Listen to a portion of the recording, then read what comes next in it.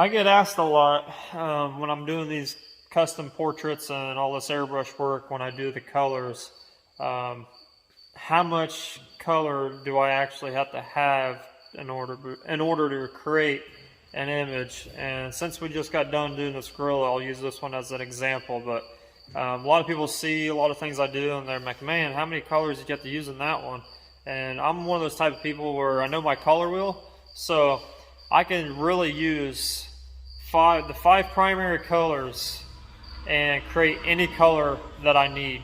Obviously, I've got a whole mixing bank in my shop, and I've also got years of paint that I've used in these little bottles that I've saved over time, and I've got a lot of different colors. Let's put it at that. So, but I can literally use the five primary colors and make anything. And I was taught this a long time ago in art school, back in high school.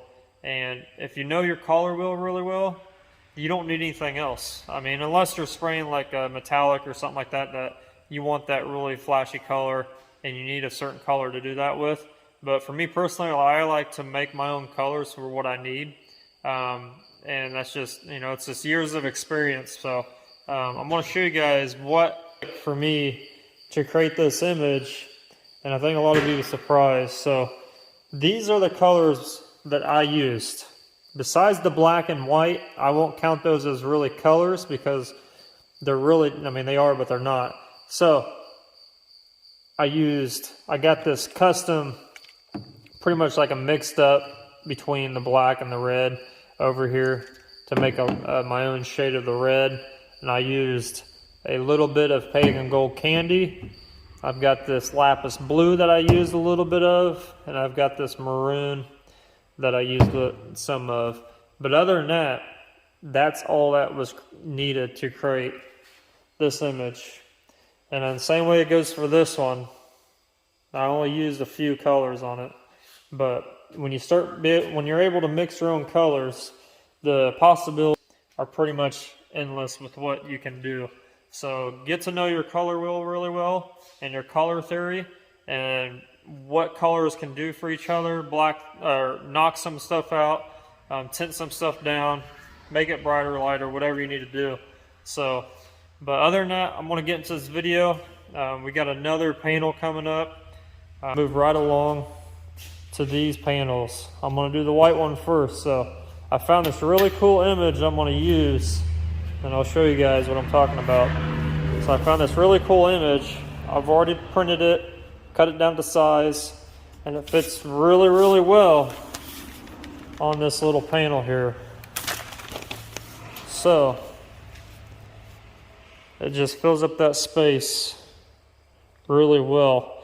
I'm gonna probably knock out some of this black stuff, but I was thinking about just the black and white and just no shading, no anything like that, just straight up black and white. But I think I'm going to use a blue and do everything in blue. So it's going to be monochromatic and blue against white. This is a panel going for a charity, if you guys don't know. It's from my hometown. I had a good friend pass away last year, and his family members end up making a charity. And every year, this is the second year for it, and these panels are getting donated to it. My hometown colors are blue and white.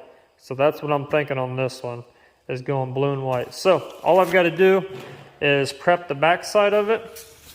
And the way I'm going to do that was, you guys saw me use a Cerro paper on the gorilla. So we're going to get a really good graphite pencil out of here. Let's use this one right here. So, and all I'm going to do is, it's the same concept. And I've got black Cerro paper in the house, but I'm going to use this. I'm going to show you guys. This is another trick that you can use. You're pretty much smearing the graphite on the back of wherever you need to. And you got to go really, really heavy. You got to go dark and heavy here.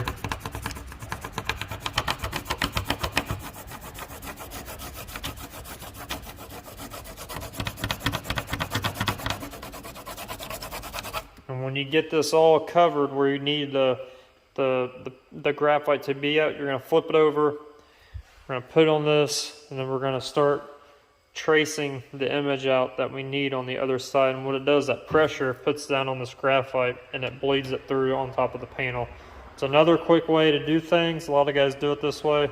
So I'm going to get this done and get it transferred on the paper so we can start painting.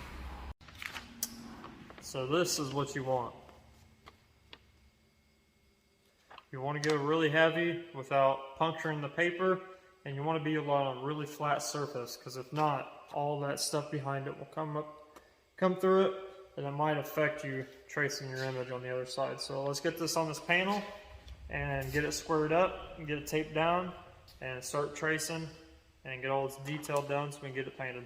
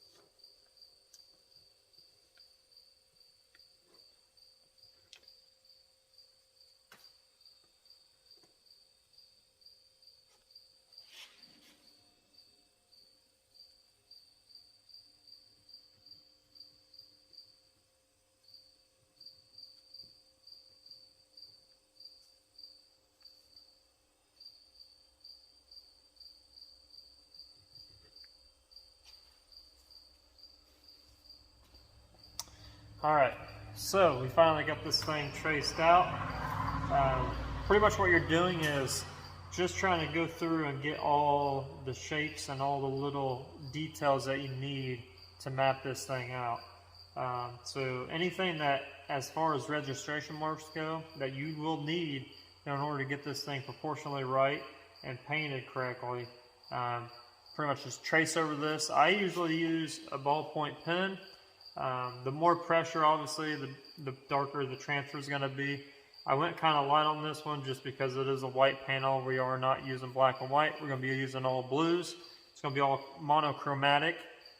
So let's get this thing tore off. And another note, when you're actually doing the graphite part of it with the pencil, might as well just use some original pencils. You don't need anything really expensive because you're going to be destroying the pencil side of it. So just get you some generic pencils and go to town, because you'll be sharpening them a lot and using a lot of graphite on these. Obviously, if you're doing a big mural or a portrait or whatever you're doing, obviously just get some sterile paper, go that route, because you'll be going through pencils and you'll be just wasting too much of your time doing the pencil thing. But I just wanted to show you guys another method to get these images transferred on.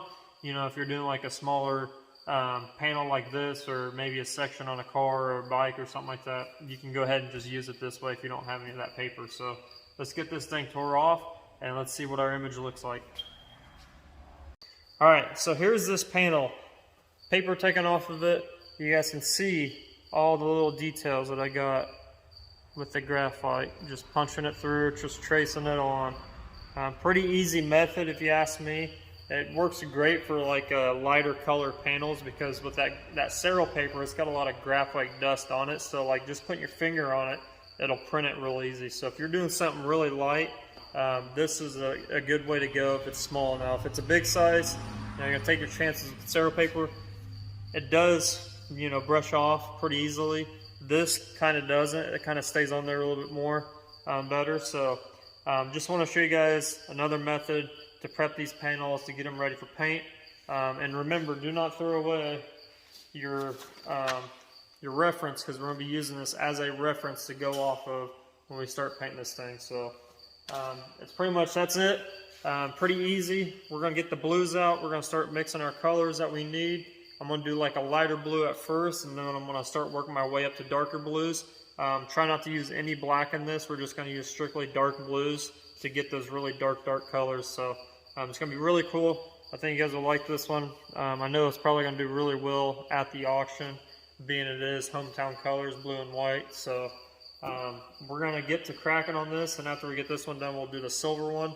But this one's probably going to take at least probably, around 7-8 hours to get done. So not going to be like the Gorilla as far as like detail stuff goes. I just want to do a monochromatic piece because I haven't done one in a very long time, and they're really fun to do. So we're going to get cracking on this and get to painting. So stay tuned. Next video, it's going to come up fast.